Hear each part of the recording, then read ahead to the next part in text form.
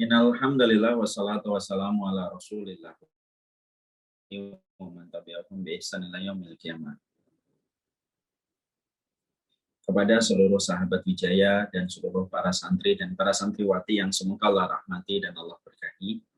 Alhamdulillah tentunya senantiasa kita bersyukur betul kepada Allah Subhanahu wa taala atas seluruh kenikmatan yang Allah berikan kepada kita, terutama kenikmatan ilmu.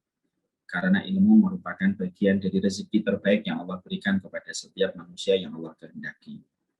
Makanya ketika Nabi Musa meminta kepada Allah, meminta rezeki, yang beliau sebutkan adalah ilmu. Warzuqni fahma. Berikanlah kepadaku rezeki ilmu kefahaman. Dan itu menunjukkan kepada kita sebuah pencerahan penting.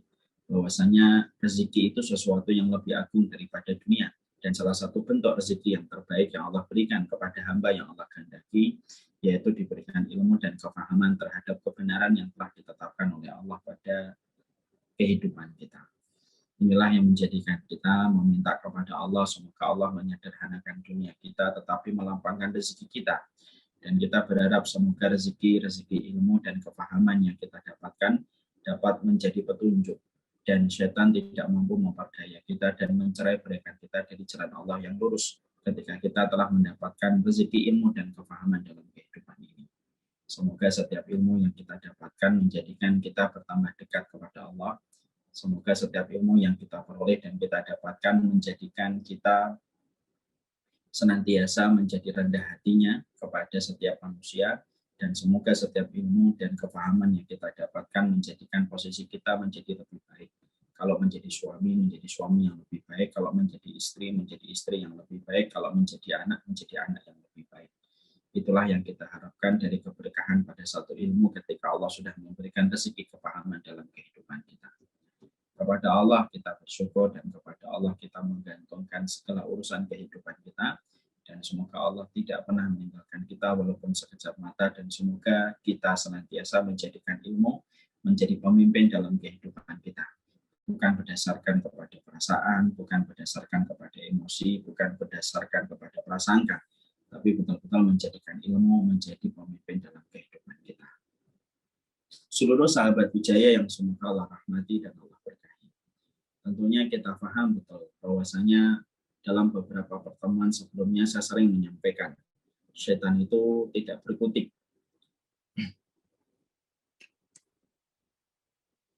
Setan itu sering tidak berkutik ketika mereka menghadapi orang-orang yang memiliki ilmu. Inilah yang menjadikan kita senantiasa terus menambah seluruh referensi-referensi kehidupan kita di dalam kehidupan iman ini, supaya kita senantiasa mengetahui apa yang dilakukan dan apa yang menjadi sepak terjangnya setan di dalam menyesatkan kehidupan manusia. Tentunya salah satu fakta yang tidak boleh kita lupakan, setan itu telah mengikrarkan diri di hadapan Allah bahwasanya dia akan mencerai-beraikan manusia dari jalan Allah yang lurus. Setan itu telah memproklamirkan dirinya di hadapan Allah bahwasanya dia itu akan menjadikan seseorang itu tergelincir dari jalan Allah yang lurus.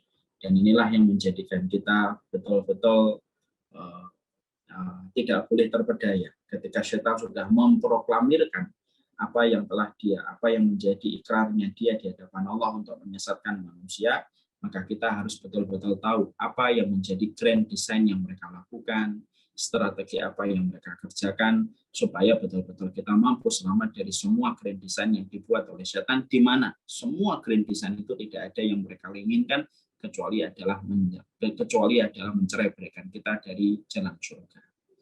Nah, inilah yang menjadikan kita akhirnya memahami, kita mempelajari sebuah kitab kecil, yaitu bagaimana kita menang melawan setan, karena sesungguhnya orang yang beriman itu sejatinya dapat menang melawan setan, karena setan itu bukan makhluk superior. Walaupun dia diberikan umur yang panjang, walaupun dia diberikan kerja keras yang tidak ada jutinya, tapi bagaimanapun setan itu adalah mudah dikalahkan. Karena Allah sudah menyampaikan itu di banyak sekali keterangan yang ada di dalam kitabullah dan sunnah. Nah, tentunya kita ingin sekali supaya dalam kehidupan ini kita senantiasa mampu memahami seluruh seluk-beluk dan sepak terjang yang dilakukan oleh setan, supaya kita mampu untuk memotong setiap strategi itu, dan strategi itu tidak memberikan kerusakan dalam kehidupan agama kita. Inilah yang menjadikan kita mempelajari buku Menang Melawan Setan. Karena setan tidak pernah letih untuk terus mengawasi kita dan terus memperdaya kita supaya kita gagal untuk menuju kepada ridho dan surganya Allah. Sekarang kita telah mengetahui betul. Kemarin kita telah mempelajari. Setan itu memiliki 6 jebakan ketika menyesatkan kehidupan manusia. Di mana setiap jebakan itu apabila gagal masih ada jebakan berikutnya.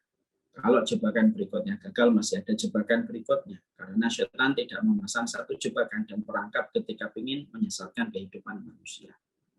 Jebakan yang pertama yang dilakukan oleh setan itu adalah bagaimana manusia terperosok kepada kesyirikan. Karena setan tahu betul ketika manusia terperosok kepada kesyirikan dan membawa kesyirikan itu hingga mati, maka tidak ada tempat kembalinya kecuali adalah neraka. Dan itu goals yang selalu dimiliki oleh setan. Makanya inilah yang menjadikan kita harus aware dan harus perhatian terhadap kesyirikan. Dan kita tidak mungkin memahami berbagai macam fenomena kesyirikan dalam kehidupan manusia sampai betul-betul kita mengetahui bagaimana akidah yang benar, bagaimana tauhid yang benar, barulah kita itu akan mampu untuk menjauhkan diri kita dan iman kita dari kesyirikan. Kalau kita sudah selamat dari kesyirikan, masih ada jebakan yang kedua, yaitu adalah dengan perkara yang tidak sunnah dan perkara bid'ah. Di mana ketika kita melakukan perkara yang tidak sesuai dengan petunjuk yang disampaikan oleh Rasulullah SAW. Kalau kita mampu selamat dari jebakan yang kedua, ada jebakan yang ketiga, yaitu dosa-dosa besar yang terus mengelilingi kehidupan kita. Dan kita banyak melakukan dosa besar tanpa disadari disebabkan karena kebodohan kita ketika tidak mengetahui bahwasanya itu merupakan dosa besar. Kalau kita selamat dari dosa besar yang keempat, setan akan mengelilingi kita dengan dosa-dosa kecil yang kita remehkan. Kita anggap biasa, kita anggap remeh setiap dosa-dosa kecil itu sampai akhirnya kita melakukan dosa-dosa kecil itu. Dan itu yang keempat. Dan kemudian yang kelima, setan itu kalau kemudian kita selamat dari dosa-dosa kecil, setan tidak berputus asa. Setan itu akan memperdaya kita dengan perkara mubah yang berlebihan. Makanya hati-hati dengan perkara mubah. Perkara mubah itu makan, perkara mubah itu bergaul, perkara mubah itu banyak bicara, perkara mubah itu banyak memandang. Maka ini apabila dilakukan secara berlebih-lebihan dari takaran yang sewajarnya, maka ini bisa menjadi salah satu pintu strateginya setan untuk menjebak manusia dan memperosokkan manusia di dalam kerusakan. Kenapa? Perkara mubah itu kalau berlebih-lebihan setidaknya waktu, tenaga yang diberikan untuk merawat perkara yang mubah itu kalau sudah berlebihan, akhirnya melewatkan dan meluputkan dirinya dari berbagai macam ketaatan dan ibadah. Makanya betul kata Imam Ibnu Qayyim, racun hati itu ada 4. Jadi ternyata kita harus paham ketika udara ada polusinya, maka sesungguhnya bagi hati itu ada polusinya. Apa radiasi dan polusi bagi hati? 4. 1, yaitu adalah ketika seseorang itu banyak makan. Orang yang banyak makan sesungguhnya sangat rentan sekali, hatinya akan letih untuk mengkoreksi terus apa yang dia makan, terutama ketika dia makan tidak peduli halal ataupun haram. Yang kedua, banyak bicara. Banyak bicara ini sebenarnya bicara itu mubah, tapi kalau sudah banyak bicara, orang yang banyak bicara sangat besar kemungkinan banyak salahnya. Dan orang ketika sudah banyak salahnya akan terperosok kepada kalau sudah salah. Ketika banyak salah, maka sesungguhnya yang mendapatkan impact pertama kali dan merasakan radiasinya adalah hatinya. Hatinya akan merasakan kesalahan yang dilakukan oleh lisannya. Dan yang ketiga, banyak bergaul. Banyak bergaul ini sebenarnya baik, mubah.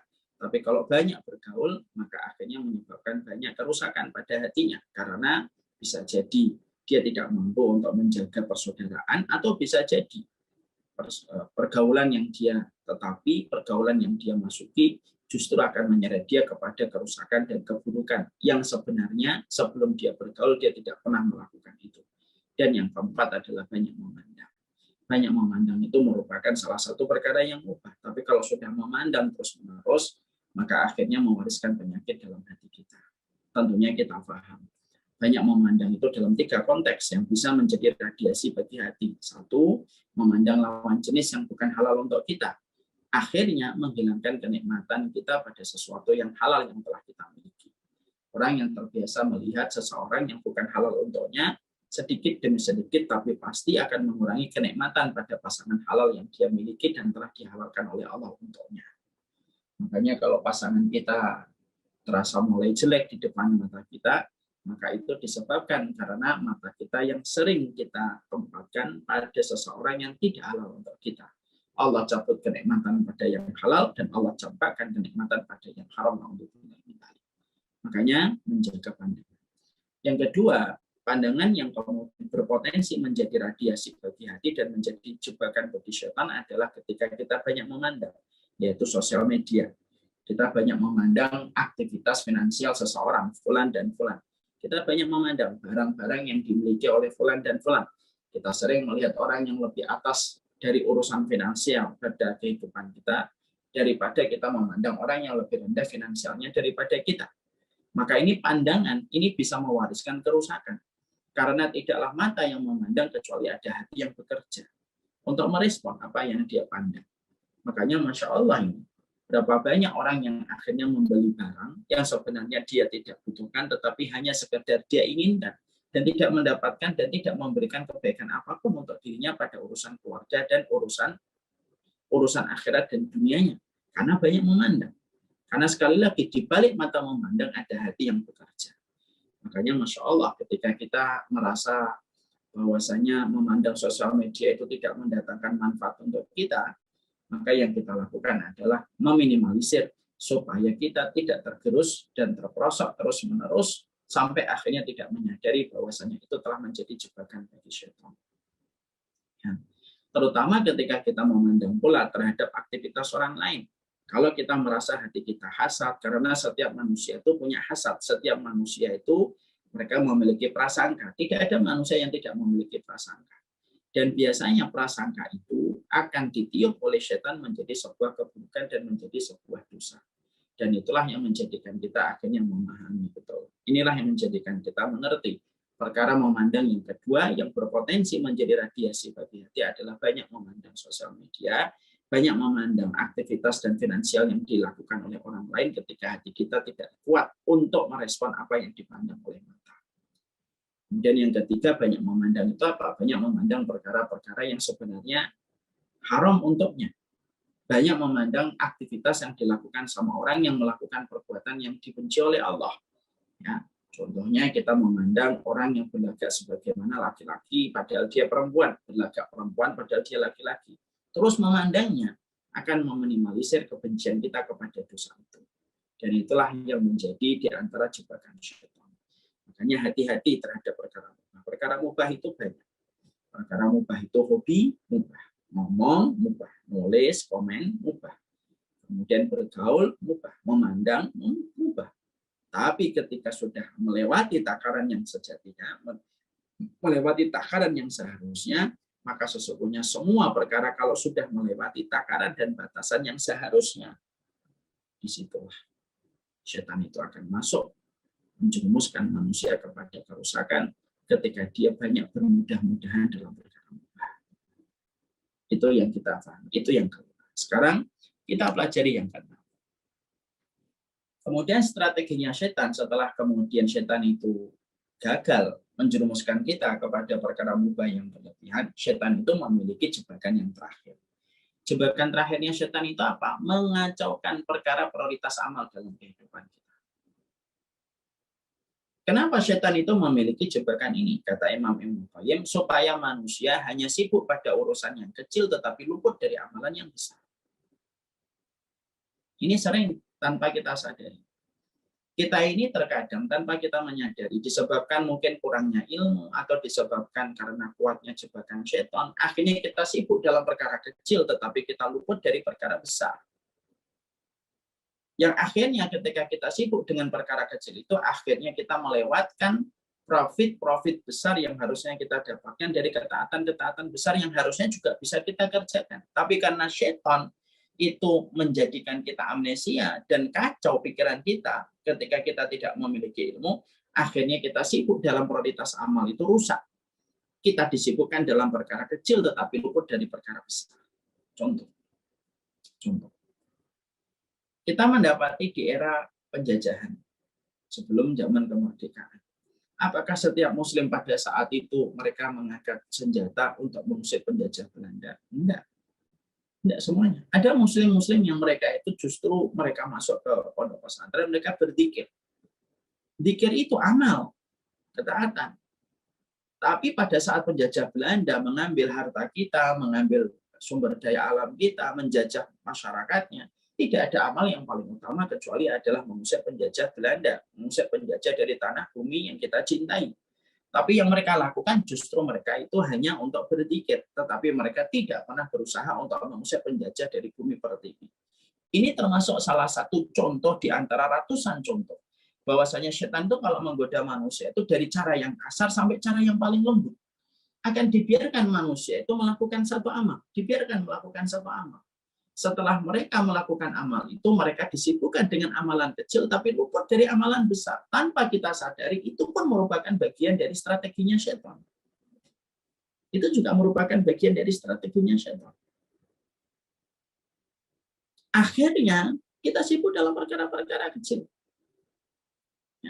Berapa banyak kadang-kadang kita jumpai ada seorang istri, dia sibuk untuk bergaul, yang dia harapkan itu menjadi silaturahmi atau silaturahmah. Tapi kemudian apa yang dia perbuat melewatkan dari perbuatan besar yang harusnya dia khidmah kepada suaminya untuk mendapatkan ridho dari suaminya. Itu juga sama. Itu termasuk perkara prioritas yang dirusak oleh syaitan.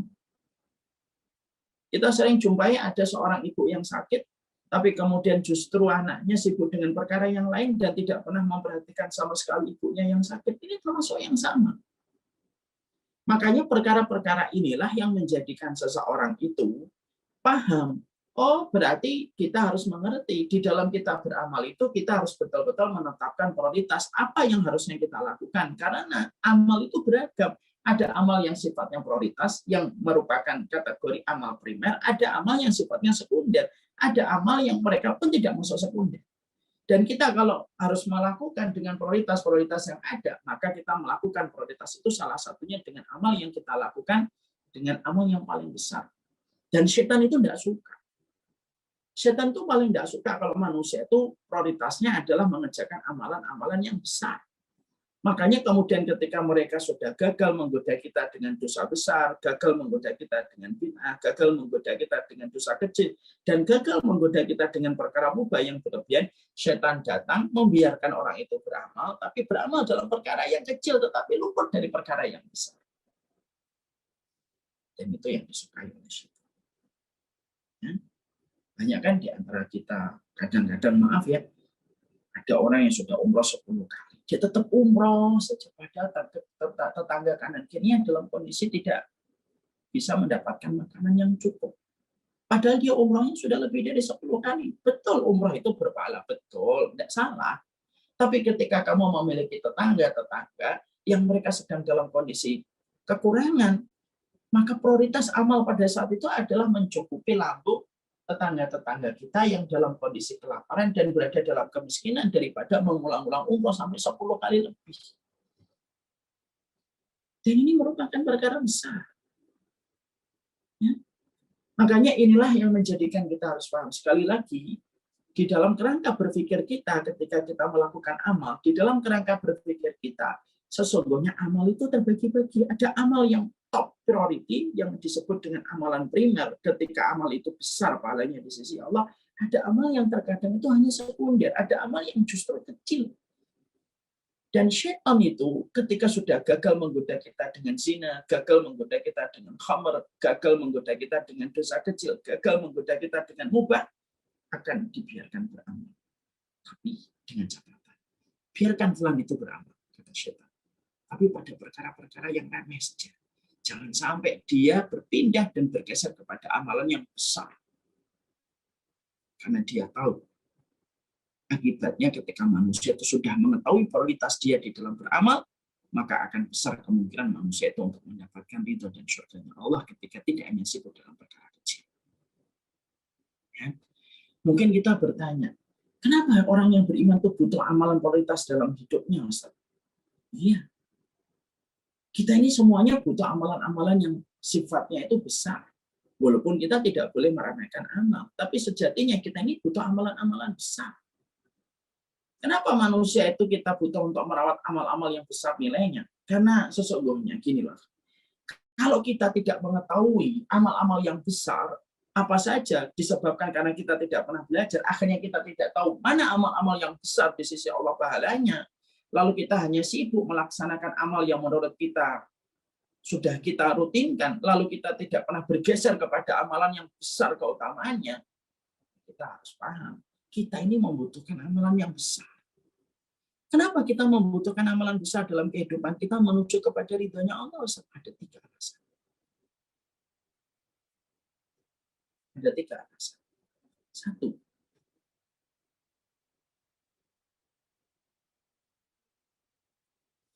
karena umur kita ini pendek. Umur kita ini pendek. Tidak sepanjang umur umat sebelum Rasulullah SAW yang mereka sampai ratusan tahun. Kita ini hanyalah 60, 40, 50, 60 dan sedikit sekali yang melewati angka 70. Kalau umur kita pendek, lalu kita tidak prioritas untuk melakukan amal yang besar, maka kita khawatir umur kita tidak cukup untuk memberatkan mizan kebaikan kita. Karena masa bermain kita untuk beramal itu tidak sebagaimana masa bermain umat sebelum Rasulullah ketika mereka sampai ratusan tahun. Ya, Masya Allah, ini salah satu di antara perkara yang kita harus paham. Umur kita pendek. Makanya kemudian Allah membuatkan kepada kita berbagai macam amal yang besar pahalanya dan bisa untuk menutupi kekurangan kita di umur yang pendek. Selama kita ngerti ilmunya. Contoh, Allah berikan Lailatul Qadar yang lebih baik daripada 1000 bulan, 83 tahun. Kenapa Allah berikan Lailatul Qadar untuk umat ini? Karena Allah tahu bahwasanya umur umatnya Rasulullah itu pendek, tidak sepanjang umur umat sebelum Rasulullah. Allah berikan Lailatul Qadar pada 10 hari yang terakhir di bulan Ramadan supaya manusia mampu menutupi kekurangan-kekurangan di batas waktu ketika dia itu sedikit memiliki waktu untuk beramal dan melakukan ketaatan.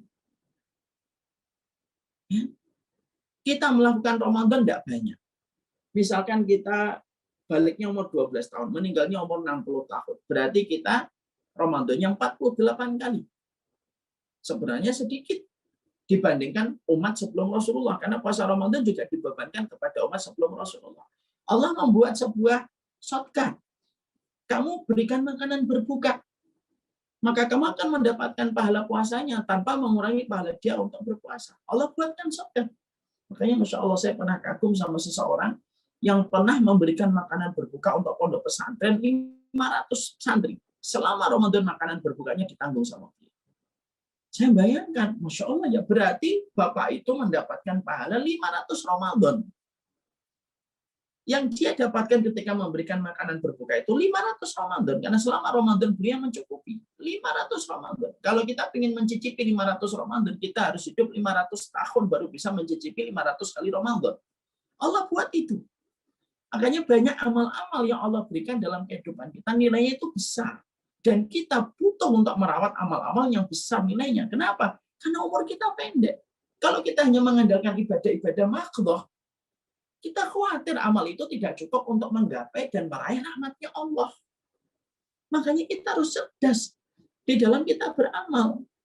Bahwasanya memikirkan apa yang menjadi bekal kita dalam kehidupan di akhirat kelak. Dan jangan hanya mengandalkan rutinitas amal. Kalau kita hanya mengandalkan amal ala kadarnya dan melakukan amal apa ala kadarnya dan apa adanya, itu yang disenangi syaitan. Kalau setiap orang itu ketika beramal, lalu dia tidak pernah cerdas untuk memahami mana amal yang penting dan besar nilainya di sisi Allah, ya akhirnya dia apa adanya dan ala kadarnya. Dan yang terjadi adalah sesuai dengan prasangka yang diharapkan oleh syaitan. Umurnya sudah pendek, sibuk dalam perkara kecil, luput dari amalan besar.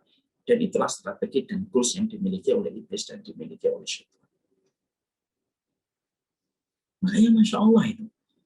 Kita itu berbeda dengan syaitan. Kalau syaitan, iblis, khawatir kalau manusia itu merawat amal-amal besar yang besar nilainya di sisi Allah. Mereka itu tidak mau. Makanya kalau ada seorang muslim apa adanya, ala kadarnya ketika beramal, mungkin dia tidak berzina, mungkin dia tidak minum khamr, mungkin dia tidak melakukan bid'ah, mungkin dia tidak melakukan syirik, tapi dia apa adanya dan ala kadarnya beramal dan tidak pernah menetapkan skala prioritas di dalam hidupnya untuk beramal dan memplanning secara detail untuk kehidupan di akhiratnya. Akhirnya ketika dia tidak pernah memplanning secara detail, apa yang terjadi? Apa adanya dan ala kadarnya. ini juga disenangi oleh setan. Kenapa setan dan iblis senang dengan orang semacam ini?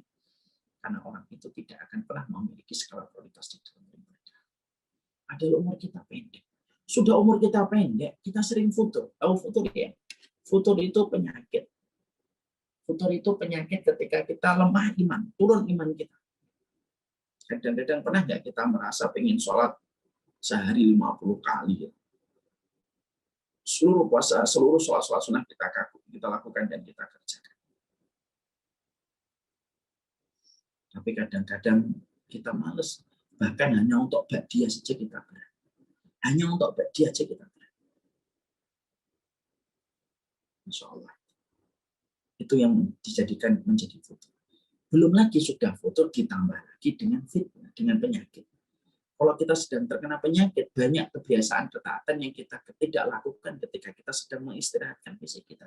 Sudah umurnya pendek, sering futur, kena penyakit, lalu tidak memiliki skala prioritas di dalam dia beramal, itu yang disenangi oleh syaitan. Makanya kemudian kita ini harus berpikir, kekurangan kita bagaimana, di masalah apa, ditutup dalam masalah itu dengan amal yang lain, yang memiliki nilai yang bisa menutupi kekurangan kita.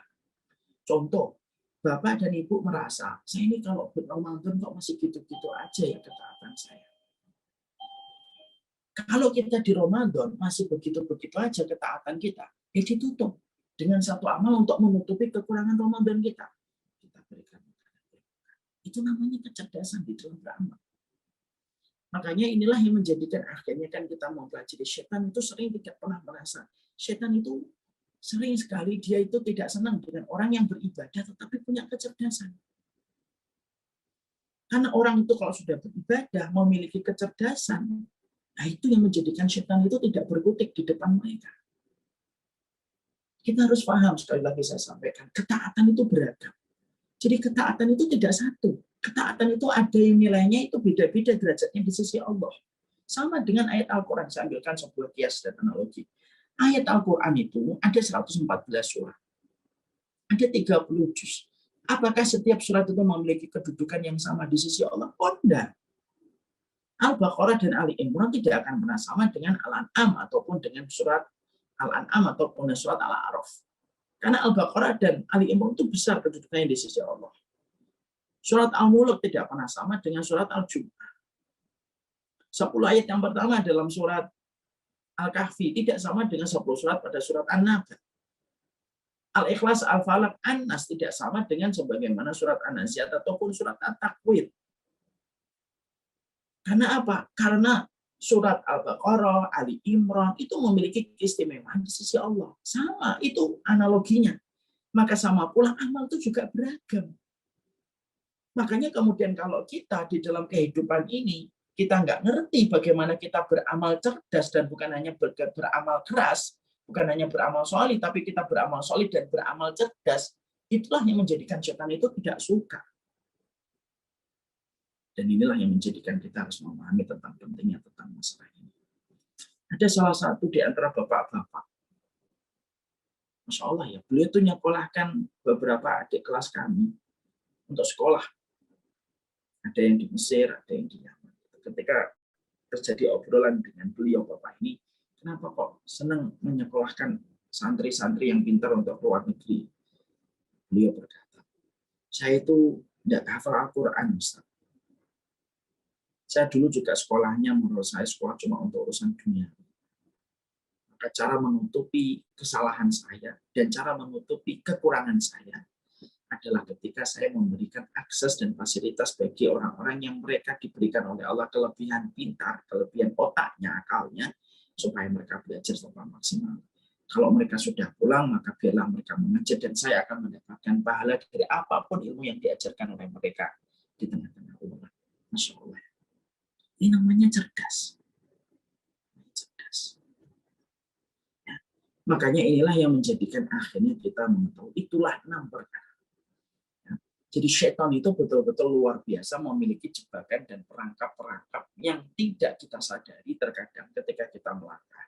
Karena pinternya syaitan untuk bersembunyi dalam selimut mata hati kita sampai tidak kita merasa kita ini dibentur-benturkan oleh syaitan, dan syaitan itu ternyata dengan perangkapnya yang halus dan lembut adalah menggoda kita dan mencoba menyesatkan kita dengan syirik, mencoba untuk menyesatkan kita dengan bid'ah, mencoba menyesatkan kita dengan dosa-dosa besar, mencoba untuk menyesatkan kita dengan dosa-dosa kecil, kemudian mencoba memperosokkan kita dengan dosa-dosa kecil, perkara-perkara mubah yang dibuat berlebihan, dan yang keenam, dirusak skala prioritas kita di dalam kita beribadah. Akhirnya apa? Kita sibuk dengan perkara kecil. Tapi itu dari perkara besar. Dan itu contohnya banyak sekali dalam kehidupan kita. Nah, inilah yang menjadikan kita akhirnya memahami betul. Inilah yang membuat kita akhirnya mengerti. Tidak ada yang bisa membuat kita untuk selamat dari 6 jebakan itu. Karena jebakan yang dibuat oleh setan itu bagaikan jebakan yang ditaruh di bawah tanah, ditutupi daun.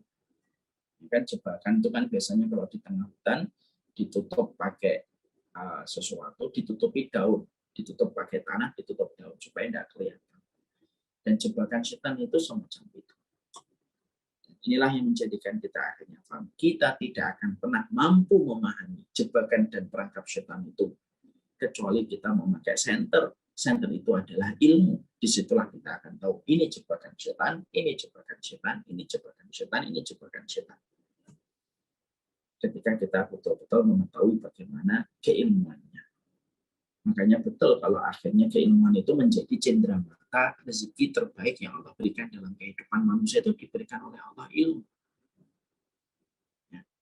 Jadi kalau orang sudah mendapatkan ilmu dan menjadikan ilmu terdepan dan menjadi imam dalam kehidupannya, dia tidak lagi bersandar kepada perasaan, tidak lagi bersandar kepada prasangka, tidak lagi bersandar kepada praduga.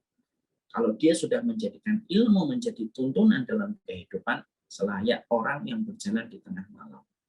Lalu dia berpegang kepada senter itulah yang akan menunjukkan perangkap-perangkap yang dibuat oleh syaitan. Luar biasa Imam Ibnu Qayyim ketika menjelaskan 6 perkara ini. Untuk kemudian menjadikan kita selalu sadar betapa banyaknya perangkap yang dibuat oleh syaitan untuk memperosokkan kita dan untuk memasukkan kita dalam perkara-perkara yang mencerai-beraikan kita dari jalan Allah yang lurus. Nah, ini yang kita harus mengerti. Inilah yang kemudian kita harus pahami. Setelah itu, nah disinilah kita akhirnya paham. Pertanyaan kita, siapa yang akan mudah terperosok? Orang yang bodoh. Makanya kalau kita tadi sudah membahas 6 strateginya setan itu. Syirik, bid'ah, kemudian dosa besar, dosa kecil, perkara mubah yang berlebihan, dan rusak skala prioritasnya. Pertanyaan kita, siapa orang yang begitu mudah terperosok kepada perangkap-perangkap itu? Orang yang bodoh. Makanya kemudian kita mendapati gerbang setan itu, kata para ulama, gerbangnya setan itu yang pertama adalah dengan kebodohan. Itulah gerbangnya setan yang pertama itu kebodohan. Karena apa? Kebodohan itu pintu dari seluruh kerusakan. Seluruh dari pintu kerusakan itu adalah kebodohan. Orang bisa kufur ya karena bodoh. Orang bisa syirik juga karena bodoh. Orang bisa melakukan perkara bid'ah yang tidak sunnah itu juga karena bodoh. Orang sampai melakukan dosa besar banyak karena bodoh. Dan banyak orang yang sekarang makan riba tidak sadar kalau riba itu dosa besar. Ada banyak orang yang menghujat dan menodai kehormatan orang lain juga tidak sadar kalau itu pun dosa besar. Karena apa? Karena sesungguhnya gerbang setan itu kebodohan. Makanya setan itu kemudian mencoba melestarikan kebodohan dalam kehidupan umatnya Rasulullah. Ya. Makanya kemudian inilah salah satu di antara strateginya setan di akhir zaman, bodoh. Makanya di dalam salah satu riwayat itu disebutkan orang yang selamat dari Dajjal itu orang yang paham tentang fitnahnya Dajjal. Dan orang yang tidak selamat dari fitnahnya Dajjal itu ya orang yang bodoh. Makanya dalam satu riwayat yang panjang diterangkan ya, Dajjal itu ketika muncul, maka kemudian dia mendatangi orang-orang yang akan disesatkan oleh Dajjal. Ketika Dajjal itu mendatangi salah satu orang, ada orang yang didatangi oleh Dajjal, Dajjal berkata, saya Tuhanmu. Orang itu berkata, bukan, kamu bukan Tuhan saya. Dajjal berkata, apa bukti yang kamu inginkan supaya kamu yakin bahwa saya adalah Tuhan? Bangkitkan orang tua saya. Maka Dajjal menyuruh jin untuk menyerupakan wajahnya dengan wajah orang tua orang ini. Lalu masuk ke dalam kuburan orang tuanya, lalu kemudian menyerupakan wajahnya dengan wajah orang tua dari orang ini, lalu keluar dari kuburan. Setelah orang itu melihat bagaimana orang tuanya hidup, maka dia langsung beriman kepada Dajjal dan mengakui Dajjal sebagai Tuhan. Dia mendapatkan surganya Dajjal, tetapi sejatinya itu adalah nerakanya Allah. Karena dia bodoh. Lalu Dajjal, kata Rasulullah, mendatangi seseorang. Lalu Dajjal berkata kepadanya sebagaimana kepada orang yang pertama, saya Tuhanmu. Tapi orang ini berkata, tidak, kamu Dajjal. Lalu akhirnya orang ini, pemuda ini dipotong-potong oleh Dajjal, disatukan kembali dan dihidupkan kembali. Lalu Dajjal berkata, kamu, ini saya potong-potong kamu. Dan saya kembalikan kamu dalam wujud yang semula. Saya ini Tuhanmu. Tapi orang tersebut mengatakan, kamu Dajjal. Dipotong-potong lagi, dikembalikan lagi. Lalu Dajjal berkata, saya Tuhanmu, kamu Dajjal. Dan akhirnya dibunuh, mendapatkan nerakanya Dajjal. Dan itu sejatinya adalah surganya Allah. Di sini Rasulullah itu ingin menyampaikan, kenapa Dajjal itu berhasil mengelabui yang pertama. Karena yang pertama itu tidak memiliki ilmu tentang fitnah dan tidak memiliki ilmu tentang Dajjal. Kenapa yang kedua ini selamat dari fitnahnya Dajjal? Karena dia mengetahui ilmunya. Ini Dajjal sesuai dengan semua riwayat yang telah datang kepadanya. Disinilah Rasulullah itu dalam hadis yang panjang ini memberikan isyarat untuk kita. Bahwasanya kebodohan itu merupakan sasaran empuknya Dajjal dan setan. Karena gerbangnya setan itu harus bodoh dulu. Orang itu kalau sudah bodoh melakukan apa saja mau. Bukan hanya setan ya, bahkan orang bodoh itu sering dijadikan komoditi. Kalau mereka tidak ngerti bagaimana pijakan dan referensi. Makanya kemudian semangatnya setan, semangatnya iblis kalau di akhir zaman itu apa? Melestarikan kebodohan. Supaya ketika orang itu sudah lestari kebodohannya dengan berbagai macam program yang dibuat oleh iblis dan para tentaranya, orang itu melakukan zina, melakukan apapun, maka dianggapnya itu biasa dan lumrah ketika orang itu tidak memiliki basic ilmu syar'i dalam kehidupan mereka. Kenapa? Bodoh itu tidak ngerti. Orang kalau bodoh tentang kesehatan, makan apa saja, dia tidak pernah merasa khawatir. Kalau dia bodoh tentang kesehatan. Makanya kemudian melestarikan kebodohan itu merupakan salah satu di antara jebakan dan sebuah grand design yang dibuat oleh setan. Itu adalah kebodohan. Apa sih yang dilakukan oleh iblis itu? Ketika ingin melestarikan kebodohan, karena iblis tahu bahwasanya gerbang pertama untuk tergelincirnya manusia dari jalan Allah yang lurus itu kebodohan. Maka setidaknya ada 3 narasi yang disampaikan oleh iblis supaya orang itu senantiasa lestari dalam kebodohan. Senantiasa awet untuk menjadi bodoh. Jadi karena setan itu dan iblis itu betul-betul memiliki desain bagaimana melestarikan kebodohan itu dalam kehidupan manusia, setidaknya ada 3 bisikan yang dibuat oleh setan supaya orang itu selalu bodoh dan merasa enjoy dengan kebodohan. Apa yang pertama? Setan itu selalu berkata kepada manusia sebelum dia belajar. Nggak usah belajar, nanti daripada belajar, nanti kamu tahu hukumnya. Nanti kalau tahu hukumnya berat ngerjainnya.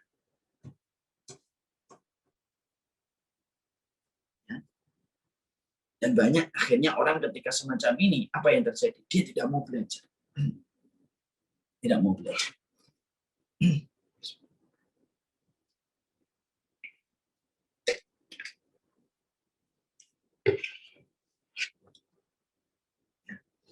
Karena kemudian dia merasa, daripada nanti saya tahu lalu melakukan. Banyak kan orang yang kayak gitu.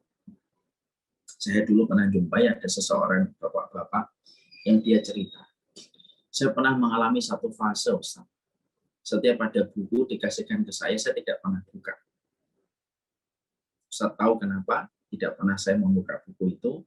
Karena saya beranggapan nanti kalau saya baca, saya akhirnya tahu. Kalau saya tahu, saya harus mengerjakan. Kalau saya tidak tahu, tidak apa-apa mengerjakan. Yang tidak tahu itu tidak dihukum. Nah, ini banyak pikiran yang masih bercokol semacam ini di banyak kaum muslimin.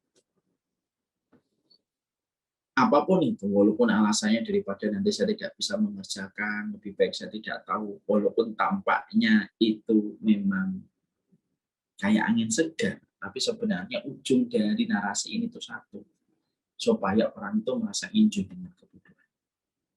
Akhirnya apa? Orang tidak mau belajar. Ini yang kita dapatkan. Ini yang pertama begitu banyak. Padahal kita harus paham ya, cara menjawab orang yang semacam ini. Memang betul, belajar itu akhirnya menyebabkan kita tahu, walaupun konsekuensinya menjadi lebih berat. Tapi yang lebih berat itu kalau bodoh. Ya, apalagi sengaja untuk bodoh di dalam agama.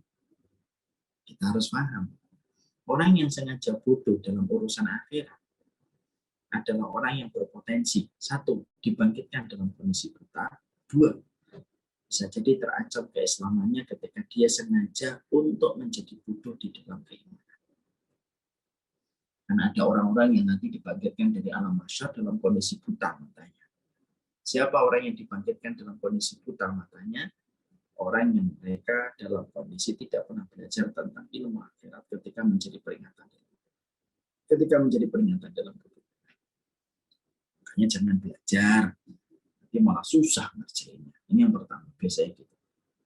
Yang kedua, upaya untuk melestarikan kebodohan itu adalah dia menyampaikan berbagai macam narasi dengan satu tujuan, bahwasanya ilmu dunia itu lebih bisa membuat bahagia daripada ilmu akhirat. Dan selalu dia membuat sebuah narasi bahwasanya ilmu akhirat itu berbanding lurus dengan kemiskinan. Dan ini berhasil dalam pikiran banyak kaum muslimin. Sering sekali kalau kita mendapati ada orang yang memondokkan anaknya di pondok pesantren, maka kita banyak mendapatkan komentar. Kok anaknya di pesantren? Emang nanti kerja apa?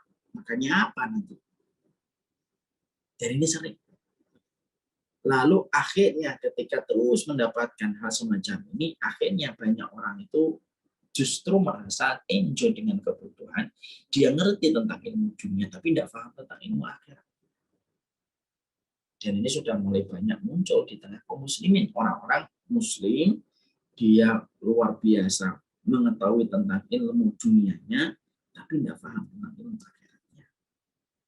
Makanya Allah kemudian berfirman, ya'lamuna dhahiran minal hayatid dunya wa hum 'anil akhirati hum ghafilun. Mereka itu tahu dalam orang kafir itu disifati oleh Allah. Bukan hanya karena mereka menolak untuk beriman sama Allah, bukan hanya itu saja. Tapi Allah memberikan salah satu karakteristik sifatnya orang kafir. Apa yang Allah katakan? Ya'lamuna dhahiran minal hayatid dunya wa hum 'anil akhirati hum ghafilun. Orang-orang kafir itu adalah orang yang mereka itu tahu tentang apa yang nampak dalam urusan dunia, tapi mereka dalam urusan akhiratnya tidak tahu apa-apa. Ini yang kedua. Dibuat oleh syaitan menganggap bahwasanya dengan ilmu dunia hidupnya akan bahagia. Ilmu akhirat hidupnya tidak akan bahagia dan tidak mendapatkan kekayaan. Insya Allah. Dan ini cukup berhasil. Sehingga orang itu bangga ketika menyekolahkan anaknya di sekolah umum daripada menyekolahkan anaknya dalam urusan-urusan yang dia harus pahami dalam akhiratnya. Nah, ini yang kedua. Kemudian yang ketiga, bisikan indahnya syaitan untuk melestarikan kebodohan itu apa? Dibuat senang ketika melihat orang yang berilmu itu dari sisi negatif. Jadi kalau lihat orang yang berilmu ada sedikit kekurangan, kesalahan, dia dibuat senang. Akhirnya apa? Dia akhirnya menjadi muak dengan orang yang mempelajari ilmu karena dia memiliki mikroskop untuk melihat kekurangan orang yang mempelajari ilmu, tapi dia tidak pernah mampu untuk melihat kelebihan orang itu di dalam kehidupannya. Kan sekarang gitu kan yang dibuat. Kalau ada orang alim, ada orang solih gitu, terperosok salah apa, langsung digoreng dengan berbagai macam isu dan pencitraan yang luar biasa. Digoreng betul ini. Lalu orang yang tidak paham melihat itu. Lalu akhirnya belajar ujungnya kayak gitu. Karena memang begitulah kerjaannya syaitan. Karena syaitan itu tidak suka sama orang yang berilmu, maka dia menyatakan peperangan sama orang yang berilmu. Maka setiap orang yang berilmu ketika dia memiliki ilmu dan memiliki basirah, walaupun mereka memiliki ilmu, tetap mereka itu manusia biasa yang tetap memiliki kekurangan. Tidak sebagaimana para nabi dan para rasul yang sempurna dan maksum dalam setiap perkataan dan perbuatan. Maka setan itu akan selalu melihat celah. Kalau ada ketergelinciran sedikit, digoreng itu, supaya itu menjadi sajian tontonan kepada umat. Tuh, kalau belajar ilmu kayak gini nih ujungnya. Akhirnya apa? Menjadikan dia skeptis terhadap ilmu akhirat. Karena tanpa dia sadari, tontonan yang dia lihat dari ketergelinciran ulama itu dibuat oleh setan dan para pengikutnya. Akhirnya dia suka dengan ilmu, tidak usah banyak-banyak belajar, nanti jadinya kayak gitu. Gitu. Kan kita sempat akhirnya dapetin gitu. Jangan sampai dapetin itu orang tua curiga kalau anaknya tiba-tiba taat. Gitu. Wah, anak saya kok tiba-tiba ngaji ya? Itu lebih mengkhawatirkan mereka daripada anak mereka itu nongkrong, kemudian main PlayStation, kemudian main balapan. Gitu. Jadi itu terjadi. Akhirnya apa? Banyak orang tua itu kalau ngomong, udah belajarnya itu kalau belajar agama nggak usah berlebihan, biasa aja, yang sesuai dengan wajar-wajarnya aja. Kan dibuat semacam itu. Jadi itu yang ketiga. Dibuat senang untuk melihat celah dari orang yang berilmu dari sisi negatif. Padahal salah satu di antara hal yang kita harus pahami itu apa? Kalau ada terjadi proses ilmu, orang berilmu itu harus sabar membimbing muridnya. Harus sabar dia membimbing muridnya. Dengan berbagai macam sepak terjang yang dimiliki oleh muridnya. Sebagaimana muridnya harus sabar ketika mendapati ketidakmaksuman dari orang yang diambil ilmunya. Karena orang yang mengajarkan kita ilmu bukan malaikat yang selalu benar dalam setiap perkara. Sebagaimana seorang guru harus memberikan udur yang banyak kepada setiap muridnya. Makanya kemudian disinilah kita menjumpai yang ketiga. Salah satu di antara narasi yang dilakukan oleh setan, karena setan itu tahu melestarikan kebodohan itu merupakan salah satu perkara yang penting supaya manusia semakin terperosok kepada kesyirikan, terperosok kepada dosa besar. Kalau manusia itu bertahan pada setiap kebodohannya, strateginya setan adalah bagaimana melestarikan kebodohan dengan membuat narasi-narasi yang semacam ini. Jangan belajar, lebih utama ilmu dunia supaya hidup bahagia, dibuat senang melihat orang ini. Supaya kemudian apa ujungnya dari tiga narasi ini itu apa? Ujungnya satu, supaya orang itu tidak mau untuk belajar ilmu syar'i. Ada lagi yang keempat, yang keempatnya itu apa? Dibuat bagaimana prestisius itu hanya dimiliki pada ilmu duniawi. Jadi kalau orang itu menguasai ilmu dunia itu prestis gitu. Prestisius banget. Wah, orang ini kuasain ini, sekolahnya di Amerika. Dibuat prestisius, betul. Tapi kalau ada orang hanya anak tamatan pondok pesantren itu dibuat untuk tidak prestisius. Akhirnya ketika prestisius itu dibangun hanya untuk ilmu duniawi, ya akhirnya orang itu akan ngejar apa yang menjadi prestisius dalam kehidupannya. Inilah diantara bisikan-bisikan setan. Kenapa setan itu membisikkan kita supaya kita itu jangan belajar nanti susah mengerjakannya. Dibuat bagaimana ilmu dunia tampak lebih bisa memberikan hidup bahagia daripada ilmu akhirat. Dibuat bagaimana kita senang melihat ketergelinciran seorang yang berilmu. Dibuat bagaimana prestisius itu melengket kepada orang yang mereka belajar ilmu dunia. Semuanya ujungnya cuma satu. Ujungnya apa sih Ustaz? Ujungnya supaya melestarikan kebodohan. Kalau orang itu sudah bodoh, tidak ngerti. Bisa mudah menjadi munafik, bisa mudah melakukan syirik, bisa mudah untuk melakukan perkara mubah yang berlebihan. Kalau atas nama kebodohan. Dan itu yang dilakukan oleh setan. Makanya tadi kan Rasulullah menyampaikan ada yang selamat dari fitnahnya Dajjal, ada yang tidak selamat dari fitnahnya Dajjal. Siapa yang selamat dari fitnahnya Dajjal? Orang yang berilmu. Dia ngerti. Makanya dia kokoh mengatakan ini adalah Dajjal walaupun dia mendapatkan siksaan sampai berujung kepada kematiannya.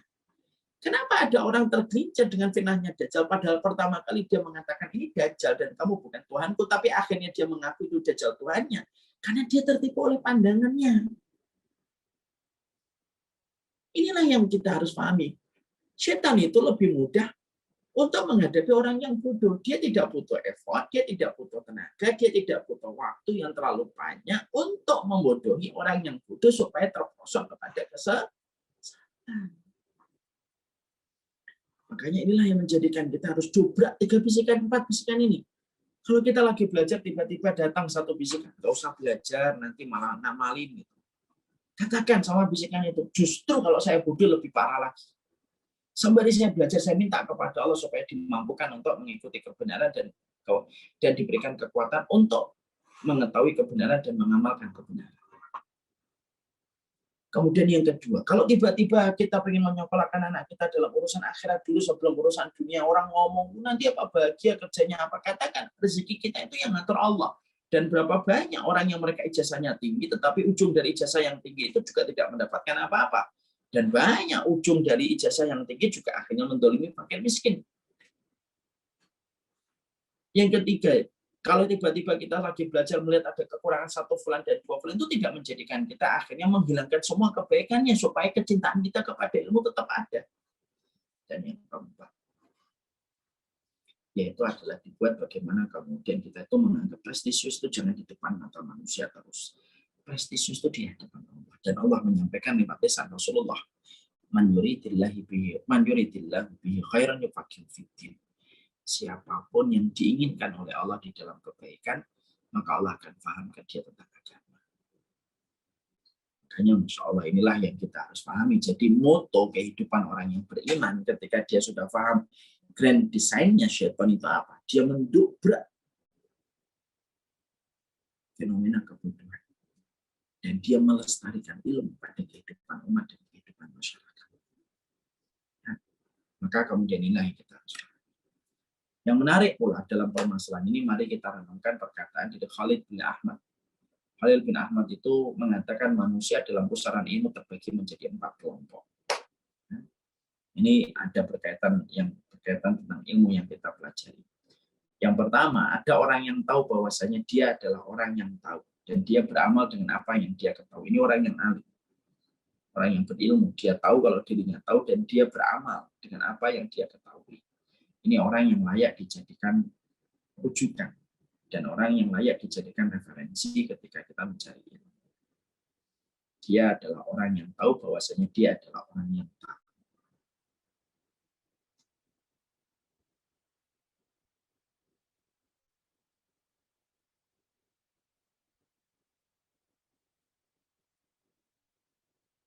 Ini yang pertama. Yang kedua, ada orang yang tahu tapi tidak sadar kalau dia tahu. Jadi dia itu tahu tapi mengerjakan dosa. Sebenarnya dia tahu itu dosa, tapi dia tidak sadar kalau itu adalah dosa. Orang semacam ini membutuhkan peringatan. Harus diingetin. Kadang-kadang kita punya teman gitu ya.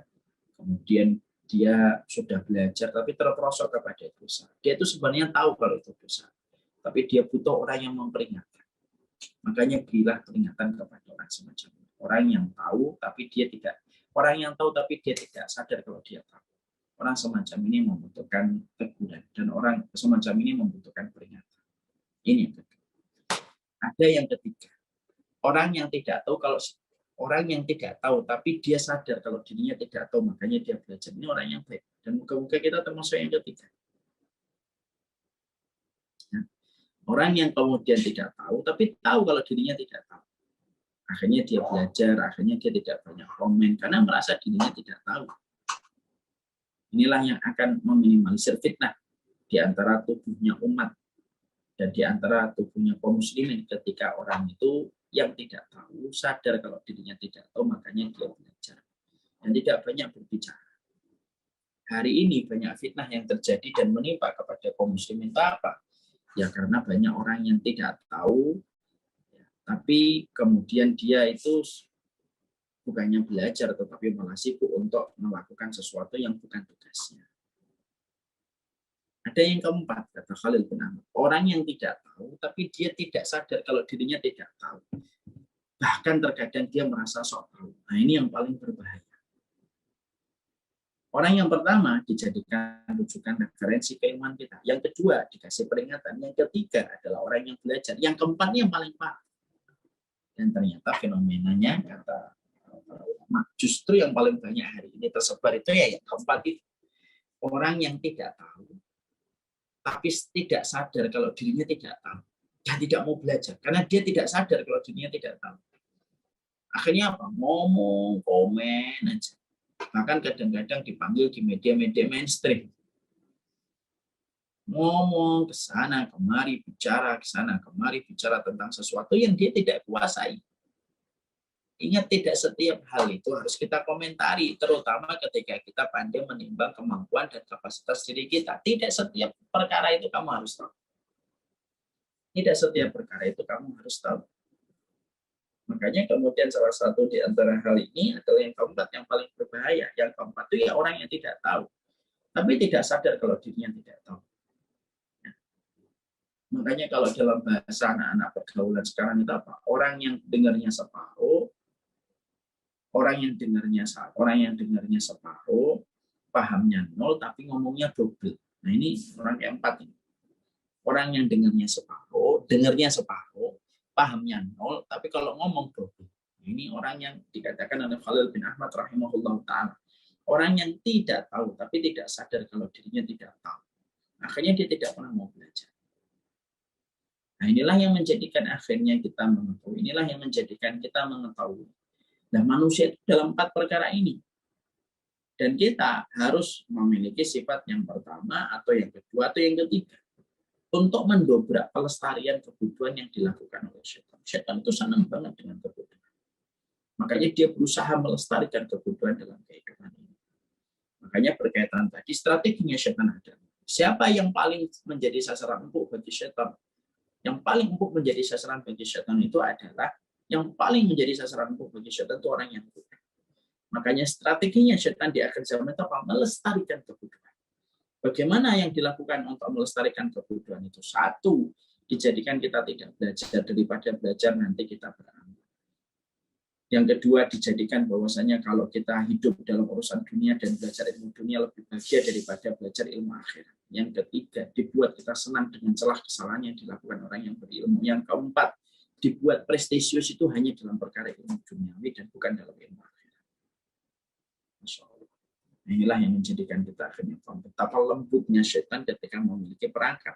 Dia pasang perangkapnya, dia tutup dengan selimutnya tanpa disadari. Satu persatu orang jatuh dalam perangkap yang dibuat oleh setan, karena perangkapnya setan itu betul-betul mengelabui mata.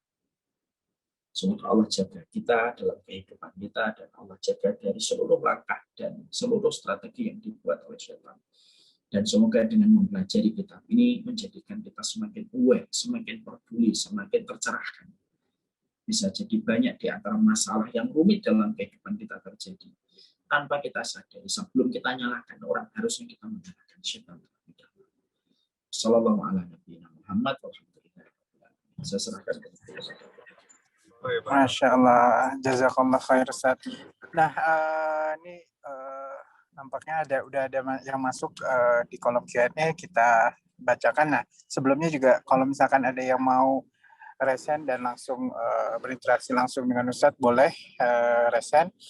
Dan ini yang pertama dari Ibu Hartati. Assalamualaikum Ustadz, bagaimana supaya kita tidak salah dalam mengambil keputusan dalam setiap perkara supaya tidak terjebak dalam keburukan dan terjebak dalam hawa nafsu? Gimana, Akhi? Maaf. Bagaimana supaya kita tidak salah dalam mengambil keputusan dalam setiap perkara supaya tidak terjebak dalam keburukan dan terjebak dalam hawa nafsu? Banyaklah istikharah dalam setiap perkara yang membuat kita bingung di antara pilihan yang hadir. Karena istikharah itu membuka pintu langit untuk meminta dan memohon jawaban di sisi Allah. Mungkin dengan itu akan meminimalisir kemudaratan yang kita bisa dapatkan di masa mendatang. Wallahu a'lam.